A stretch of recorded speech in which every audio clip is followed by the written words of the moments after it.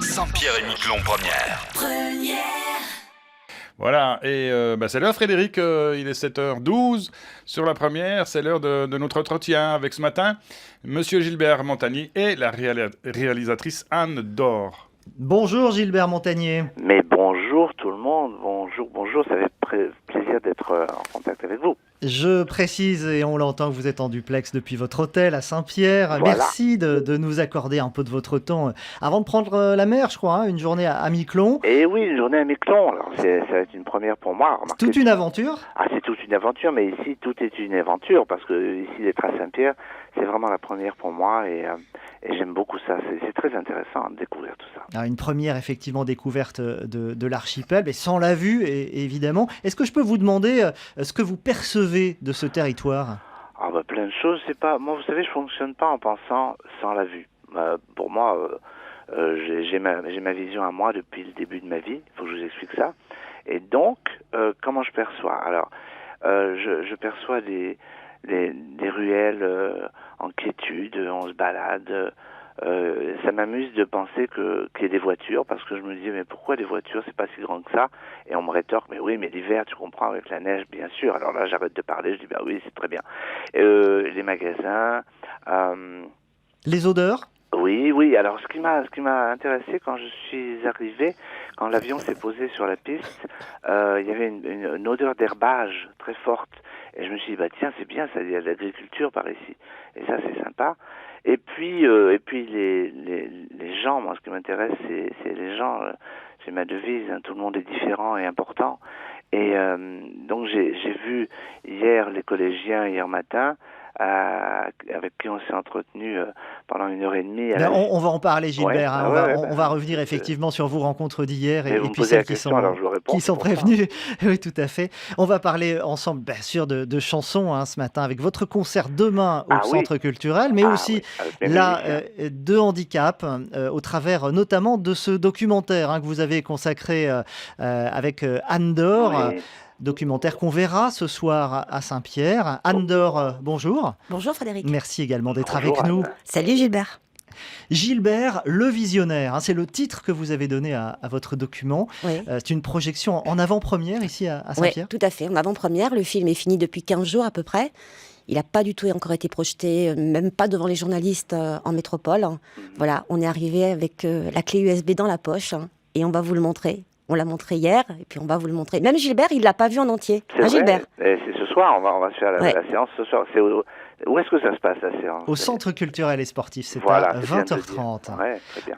On entre dans le vif du sujet. Pourquoi visionnaire, Anne Dore ? Parce qu'il apporte un nouveau regard. Un regard sur... D'abord, moi, la première chose que j'ai sentie, c'est qu'il voit différemment. Et c'est ce que j'ai appris avec lui, et c'est extraordinaire. C'est-à-dire que moi, depuis qu'on travaille ensemble, là, Gilbert, je te l'ai dit déjà, j'écoute différemment, je ressens différemment, je vis différemment. Donc déjà ça, c'était la première chose, c'est qu'on ne peut pas douter. Quelque chose qui est visionnaire, c'est-à-dire quelque chose qui est hors de notre portée, que ce soit loin ou à côté. Voilà, il y a ce premier truc. La deuxième chose, c'est Gilbert, il est passionné d'électronique, il est passionné de nouvelles technologies. Voilà, je suis fatiguée, excusez-moi, il est 7h, c'est tôt pour moi. On vous excuse. Voilà, de nouvelles technologies. Et c'est lui qui a apporté énormément de choses. C'est lui qui a dit une phrase pour moi qui est clé, qui est la phrase du documentaire. Le handicap, ok, il est là, mais il faut lutter contre le surhandicap. Ouais. Et à partir de là, on va inventer plein de choses. Le surhandicap, c'est quand rien n'est prévu. Vous voyez ce que je veux dire ?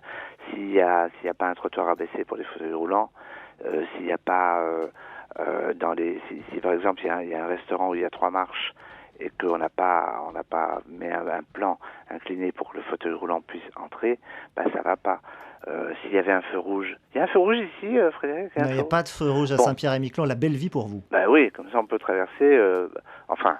Oui. Non, puis les automobilistes sont très cool ici. J'ai remarqué, ça conduit tranquille et c'est bien.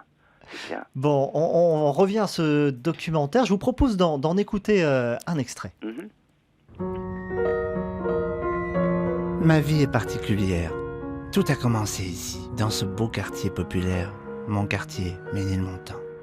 J'ai vu le jour, si je puis dire, à 5 mois et demi. Personne ne m'attendait. On avait dit à maman qu'elle avait un fibrome, enfin une grosseur dans le ventre. Elle a accouché à la maison, en plein hiver. Mes parents m'ont enveloppé dans de la ouate, et puis on m'a emmené au centre de grands prématurés, à Port-Royal. C'était le 28 décembre 1951. Depuis, je suis jamais revenu ici. C'est vraiment la première fois. On va ouvrir, oui, il y a des petits hublots que vous pouvez ouvrir sur le côté. Voilà, comme ça. T'as vu, tu as de la visite? Ouais, t'as compris, hein. Bonjour Imran, je m'appelle Gilbert. Et tu vois, moi j'étais comme toi. J'étais dans une boîte comme ça. À l'époque, c'était pas pareil, hein. C'était une autre boîte. Mais c'était comme ça. Et là, c'est son petit pied. Et là, c'est son pied, tout à fait. Ouais. Et là, il vous regarde en C'est plus. beau, c'est sympa, toi. Moi, j'étais pareil, j'étais un petit modèle. Mais tu vas voir, les petits modèles, ils sont drôlement forts après. Ouais. Moi, je te dis parce que je sais. Et l'histoire, Safia, c'est qu'à l'époque, ils ne savaient pas combien d'oxygène il fallait donner. Maintenant, c'est pas pareil, on sait. Donc, ils ne savaient pas, ils m'ont donné un peu trop d'oxygène. Et c'est pour ça que j'ai les yeux cassés. Mais que c'est absolument pas grave, du tout. La vie est fantastique. C'est le trésor qui nous a été donné comme ça, gratuitement. Gilbert Montagnier, vous êtes avec nous au téléphone depuis l'hôtel ici à Saint-Pierre. C'est pas simple de se mettre à nu comme ça. Pourquoi avez-vous accepté? Parce que moi je suis quelqu'un de naturel, et je crois que c'est important que je me raconte pour que les gens me connaissent mieux, mais à part moi, comprennent mieux une certaine réalité, d'une certaine vision. Et je pense que c'est bien de pouvoir le faire. Et puis j'étais en confiance avec Anne Dor.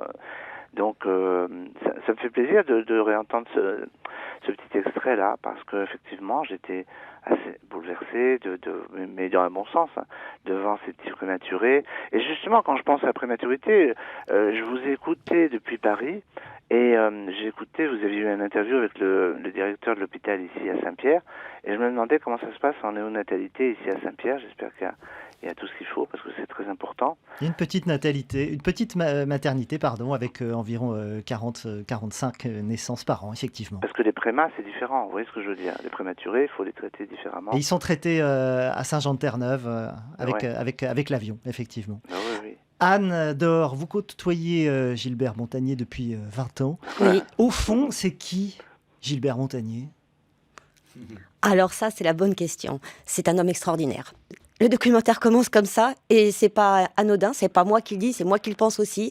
C'est un homme extraordinaire. C'est un homme qui ne ressemble à personne, hein, qui a une joie de vivre, hein, qui est lumineux, qui apporte espoir, qui apporte de la confiance. Hein.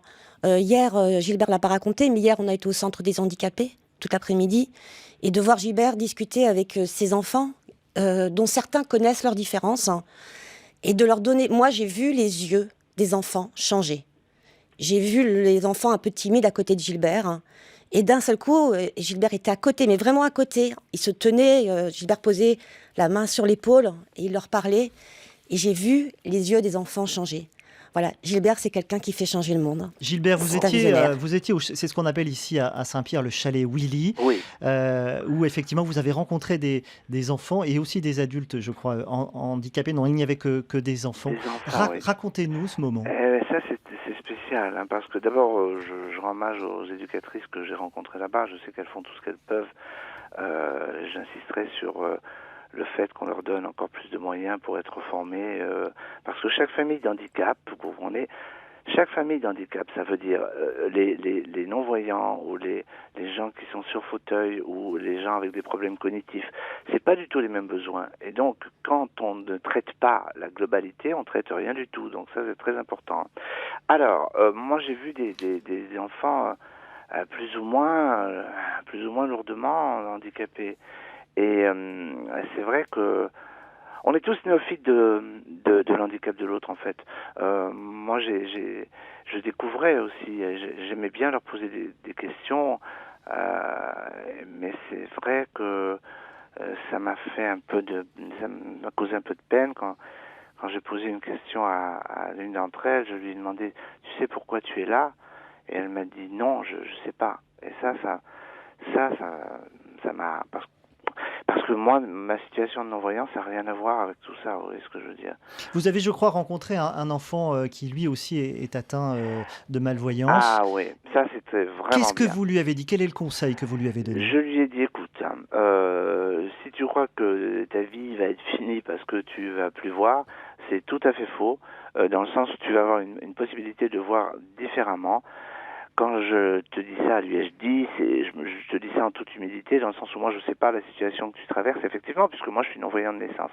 Mais je lui ai donné quelques clés pour justement s'adapter le plus vite possible aux nouvelles technologies, l'ordinateur, la vocalisation de l'ordinateur, et puis aussi ne pas avoir honte de commencer à apprendre le braille, même s'il n'en a jamais besoin, mais c'est très important pour le toucher et pour la reconnaissance de sa situation.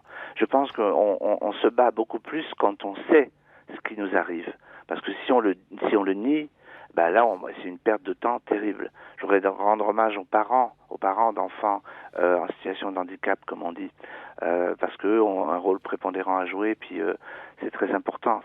Moi, mes parents m'ont apporté énormément, alors qu'ils n'avaient pas le bouquin livré avec en magasin. Anne, vous qui connaissez bien Gilbert, vous avez compris qu'il a fait de son handicap une force. Ça se traduit comment dans le documentaire et dans ce moment que vous avez passé ensemble? Vous m'avez raconté, je crois, qu'il a carrément pris le volant de la voiture. Oui, mais ça, c'est une surprise. Il faut laisser voir.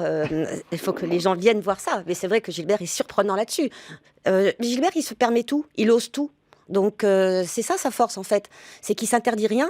Il y a une autre image comme ça que vous verrez, il y a des archives de Gilbert jeune, et il y a une image où vous le voyez dévaler les escaliers et vous dites juste « Ah, c'est pas possible !» Eh bien c'est possible. Et ça c'est Gilbert. Hein, Gilbert? Oui, c'est les choses impossibles deviennent possibles à partir du moment où on les pense possibles.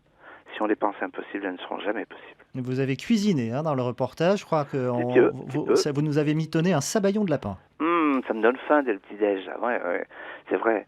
Oui, c'est avec un grand chef que vous découvrirez, Michel Troisgros, en métropole. Je suis vraiment ravi que tous les gens d'ici puissent venir ce soir voir le film. J'ai cru comprendre que les portes étaient vraiment grandes ouvertes, c'est ça?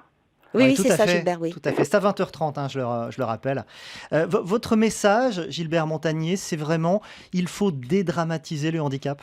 C'est ça, ça ne veut pas dire ne pas le regarder, hein, mais c'est dédramatiser, c'est-à-dire il faut simplement donner à ces gens-là, dont je fais partie, la possibilité de vivre le mieux possible avec une autonomie importante. Oui, par exemple, là, on est dans un hôtel, il y a la feuille où il y a ce qu'on peut commander, mais rien n'est écrit, évidemment. Rien n'est en audio non plus. Donc si quelqu'un comme moi, non-voyant, débarque dans un hôtel, on est obligé d'appeler standard et de leur imposer quelque chose, un travail en plus. Vous voulez me lire tout ce qu'il y a. Tout ça est un problème qui ne devrait pas exister. C'est un combat que vous avez choisi de mener d'ailleurs. Oh oui, écoutez, c'est normal. Hein. Moi, j'ai fait, puisqu'on est dans les médias, j'ai eu la chance de pouvoir pousser toutes les chaînes à avoir de l'audio-description. Maintenant, si vous entendez ce programme est en audio-description, c'est parce que j'ai agi en expliquant que c'était un must, c'était quelque chose qui était très important. 10% de la population, c'est à peu près le ratio de la population en situation de handicap. 10%, c'est pas rien. Mais Frédéric, j'en parlerai autant si on était 3. Si je peux me permettre, quand vous dites le combat, Gilbert, il aime pas trop ce mot-là, et il dit que c'est pas un combat. En fait, c'est ça, visionnaire. C'est-à-dire que Gilbert, lui, il sait. Nous, on ne sait pas ce dont il a besoin ou ce dont ils ont besoin. Et Gilbert, il sait. Donc, en fait, il amène son point de vue, il amène sa vision. Et ça a été ça pendant tout le documentaire. Ça a été, mais regarde, juste si tu me dis ça ou si tu me fais comme ça, etc., ça change. Et après, ça devient naturel. Par exemple, aujourd'hui, les feux rouges parlants à Paris, c'est naturel pour tout le monde. On ne se pose même plus la question. Donc c'est ce changement-là, nous on ne peut pas savoir, on ne voit pas. Par exemple, en ce moment, Gilbert, il se bat pour que sur les codes barres, autour des codes barres, il y ait des picots, voilà, des signalétiques pour qu'ils puissent toucher. Parce qu'avec les smartphones, vous pouvez savoir ce que c'est comme produit. Mais l'aveugle ne peut pas trouver le code barre. C'est rien quand même de mettre 2 petits points sur les paquets. Oui. Voilà, et c'est juste des petites choses comme ça, en fait, qui vont dire « Ah mais oui, c'est évident ». Mais la progression de la société, Gilbert Montagnier, notamment en France, elle est lente. Il faut parfois ruer dans les brancards. Je crois que vous l'avez fait d'ailleurs lors de la campagne présidentielle. Oui, il faut absolument. Bah oui, lors des campagnes présidentielles, on en parle très peu. On en parle très peu de l'handicap, comme s'il fallait pas trop. Bon, notre président actuel, Emmanuel, je l'appelle Manu, je le connais pas, mais moi j'appelle Manu. Alors Manu, il dit que c'est un sujet prioritaire. C'est bien. Si c'est un sujet prioritaire, il faut le traiter comme un sujet prioritaire. Et on va voir comment ça va se passer, mais il y a tellement de belles choses à faire. C'est pas un combat, c'est la recherche d'une victoire, parce qu'il faut la victoire. La victoire, c'est qu'on puisse être dans un monde où effectivement on a notre déficience.